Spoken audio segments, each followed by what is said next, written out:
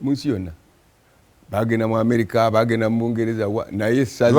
Rubaga South constituency yasinga okunganya sente kati mukwaniriza ku lunaku olw'enkya tugenda okwaniriza omutanda mu bibinja nga 3 mu ngeri nga 3 awo nga kuleerwawo wasembuli wano nga muva waggulu ekabusu wajja kubaawo ekibinja ekyaniriza omutanda ate bwetuuka ewa Lukyamuzi ewa Kenya nanteza mini supermarket kabaawo atandika okwekola ekigenyi ate okugenda okutuuka katale era kabaawo ayaniriza omutanda mugere ekitiibwa tulinze nkubira omulanga abantu bonna abaagaliza Buganda emirembe bajje batwegatteko twanirize Ssaabasajja Kabaka emabega abadde mulwadde nga ffenna tuwootedde n'olwekyo buli lwe tumulabako tuddamu amaanyi ebintu bingi nnyo bibadde byesibye olw'okuba mutanda situmulabako weewaawo tweyanza nnyo tweyanzege yenteekateeka eriwo nabwe ekyo tubakutegeezeza nti tukeereko okwewala ensindikakano saawa 2 bajja bamaze okugulawo gates ezo nabwe kityo ku saawa 9 ate omupiira gubenga gutandika omutanda tugenda kumwaniriza mu ngeri enjawulo jangu ne vuvuzera jangu n'ebidomola jangu n'obusepiki jangu n'eŋŋoma sobola okuba nti ate tukola statement ne bakusimba zirina okubaawo okuva ku maja emu ku ŋŋoma esingira ddala okubeera sound mu nsi yonna it is a bakusimba dance bakusimba tulinze tulabe embeera bwenebeera olunaku olw'enkya Honorable John Henry Chams the man bwe wali otandika ebyobufuzi walina ensonga ze wayimirirako nnyo walina ensonga y'ettaka wagyogeranga lunywe walina ensonga y'obutonde bw'ensi environment ninjaga tuwebuuze amaanyi ge wateekamu ebitabo bye wawandiika okwogera kwe wayogeranga waliwo ekikyuseeko embeera ng'eganye kantandike n'ettaka mu 2004 naleeta ekiteeso ekyafuka etteeka amendment ku Land Amendment Act eyali ya 1998 nga ndaba teri landlord abanja shillings 10,000 teri wa busuulu awulira maanyi agende azitwaleyo ewa landlord ne tubeera mu stalemate eyo ng'abonabona yewe ekibanja kubanga ow'ettaka bw'alaba biri bwe bityo asobola okutunda mu kyama kwe kuleeta amendment egamba nti obusuulu district land boards nga zeegase wamu n'abatuuze b'ekitundu baditamininga obusuulu obwo okusinziira ku location ne size ey'ettaka ekibanja ekyo President Yoweri Kaguta Museveni yagaana okusayininga etteeka eryo wekitiibwa sipiika nampita naŋŋamba nti etteeka tugenda dizza bwe lyakomawo ne tuddamu ne tuwangula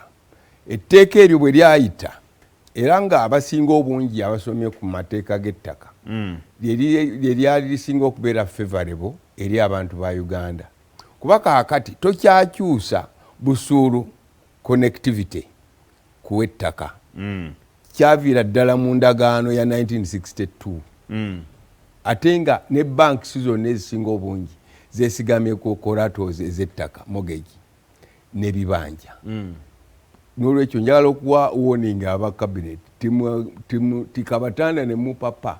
nti mukyuse etteeka ly'ettaka anyhow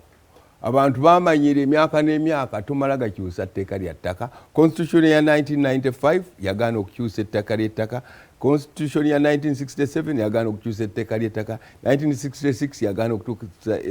etteeka ly'ettaka okuviira ddala mu 1962 kaakati kiki ekiri mu ddiiro ekiremesezza Land Act okukola kubanga president bwe yagaana okussaako omukono lyayitawo kati ye kyeyakola n'agamba Lukyamuzi anemesezza kanyime district land boards esente ne tribunals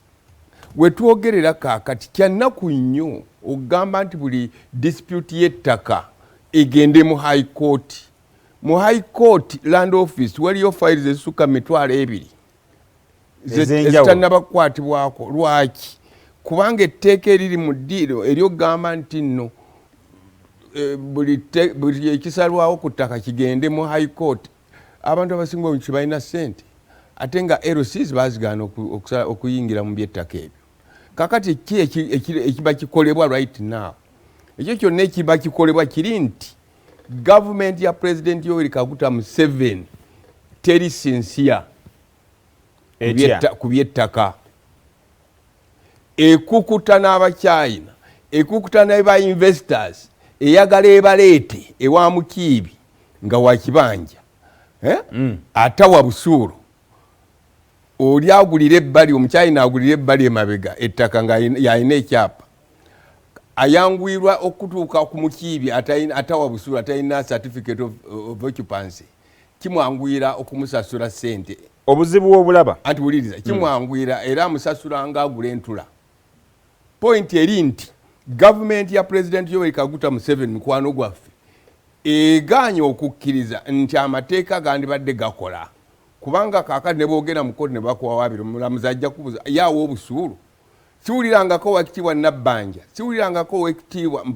nasoose mulundi guno last week we nasoose okuwulira omukyala akulira lands n'abakoba ng'agamba nti abantu basasula obusuulu. Omulangagga wange ku ttaka ng'omu ku bakugu by'ettaka mu Uganda,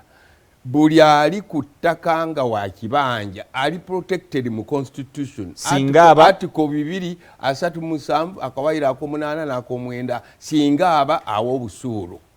So eddoboozi lyonna erigaana omuntu oba erimugumya n'atasasula busuulu, yes, liba lyagala kumusuuza kike. Kumusuuza kike bamutwale abenga anoonya obudamu mu ggwanga mwabeera. N'olwekyo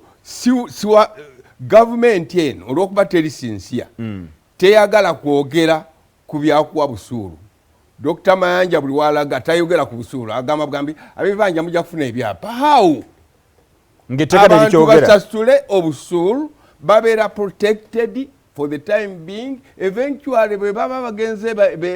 beekolamu akasente gabafuna ebyapa. Ekyo ekibadde mu nkola for so many years. Era nga bakolagana ne nannyini kyapa nannyini ttaka. Ate etteeka erya 2010